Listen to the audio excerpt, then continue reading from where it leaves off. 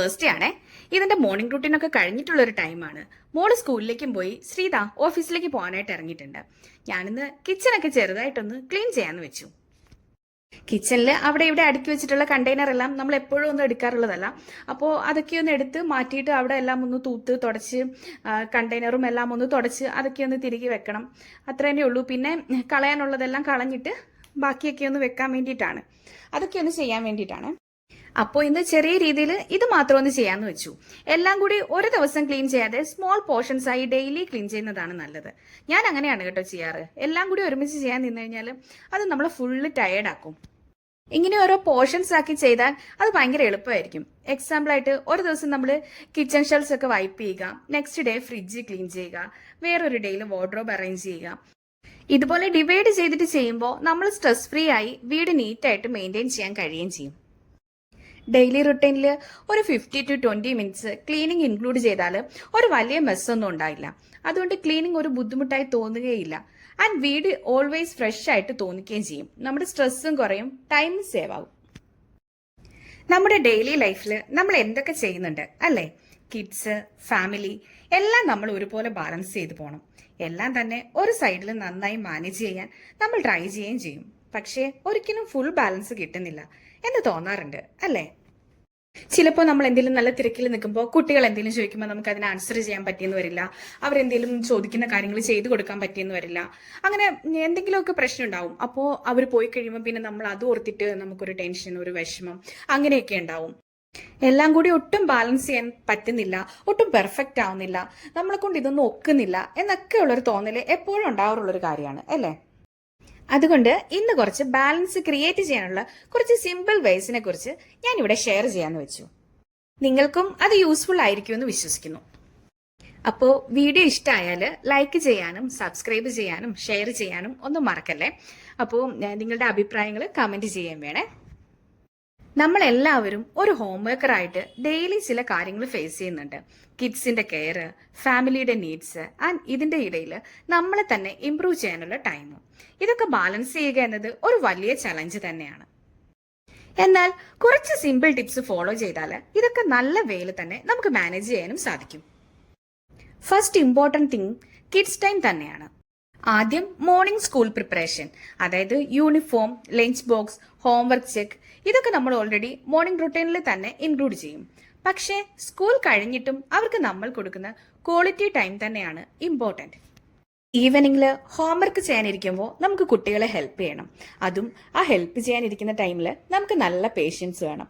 നമുക്ക് പെട്ടെന്ന് ദേഷ്യം വരാം. അവർക്ക് പെട്ടെന്ന് മനസ്സിലായില്ലെങ്കിൽ നമുക്ക് പെട്ടെന്ന് ദേഷ്യം വരും. നമ്മൾ ചിലപ്പോൾ ആ ഫുൾ ഡേയുടെ സ്ട്രെസ്സിലും കാര്യങ്ങളിലും ഒക്കെ ഇരിക്കുകയായിരിക്കും. അപ്പോൾ നമുക്ക് നല്ല ദേഷ്യം വരും. അപ്പോൾ നമുക്ക് മെയിനായിട്ടും കുട്ടികളുടെ കൂടെ ഇരിക്കുമ്പോൾ വേണ്ടത് പേഷ്യൻസ് ആണ്. പിന്നെ ചെറിയ പ്ലേ ടൈം അവരുടെ കൂടെ സ്പെൻഡ് ചെയ്യാൻ കൂടി വേണം. നമ്മൾ ബിസി ആയാലും അവർക്ക് നമ്മളുടെ അറ്റൻഷൻ വേണം.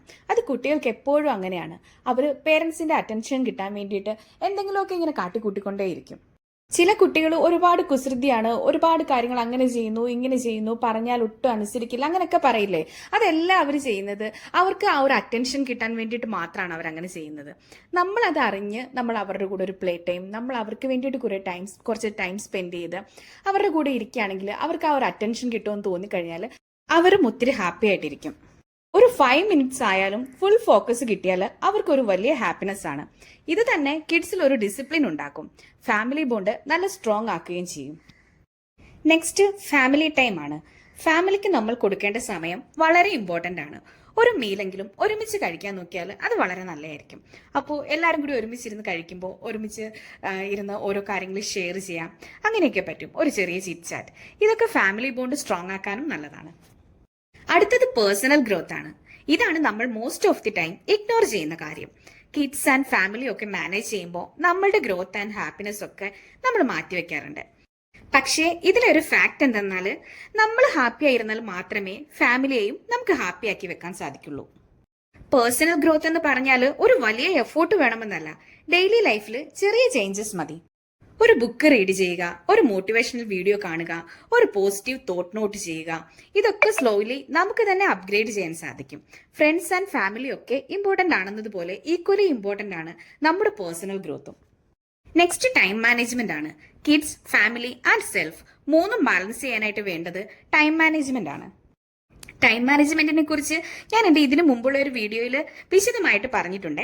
കറക്റ്റ് ആയിട്ട് ടൈം എങ്ങനെ ഷെഡ്യൂൾ ചെയ്യാമെന്നൊക്കെ ഞാൻ അതിൽ വിശദമായിട്ട് പറഞ്ഞിട്ടുണ്ട്. ആ വീഡിയോ ഒന്ന് കണ്ടു നോക്കിയാൽ ടൈം മാനേജ്മെന്റിനെ കുറിച്ചൊരു ക്ലാരിറ്റി കിട്ടുവേ.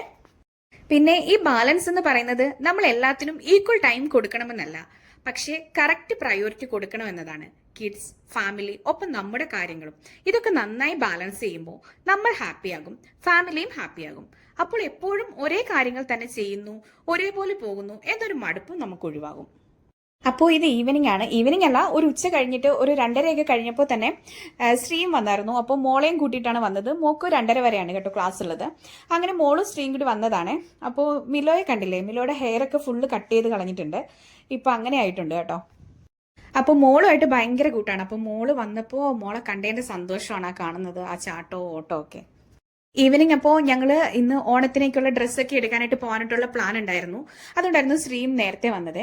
അപ്പോൾ ഞങ്ങൾ ആദ്യം ജസ്റ്റ് ഈസി ബൈയിൽ വരെ പോയി, ഈസി ബൈയിൽ ജസ്റ്റ് കയറി നോക്കാം, എന്നിട്ട് അവിടെ ഇഷ്ടമായില്ലെങ്കിൽ വേറെ എവിടെയെങ്കിലും പോയി എടുക്കാമെന്ന് വെച്ചിട്ടാണ്. അപ്പോൾ ലാസ്റ്റ് എൻ്റെ ബർത്ത്ഡേക്ക് ഒരു ഡ്രസ്സ് അവിടെ നിന്ന് എടുത്ത് എനിക്കത് ഇഷ്ടപ്പെട്ടായിരുന്നു. കുഴപ്പമില്ല, നല്ല കളക്ഷൻ ആയിരുന്നു. അപ്പോൾ എന്തായാലും അവിടെ ചെന്നപ്പോൾ അവിടെ ഇഷ്ടമായി. അപ്പോൾ ഡ്രസ്സൊക്കെ എടുത്തു. അവിടുന്ന് തന്നെയാണ് എടുത്തത്.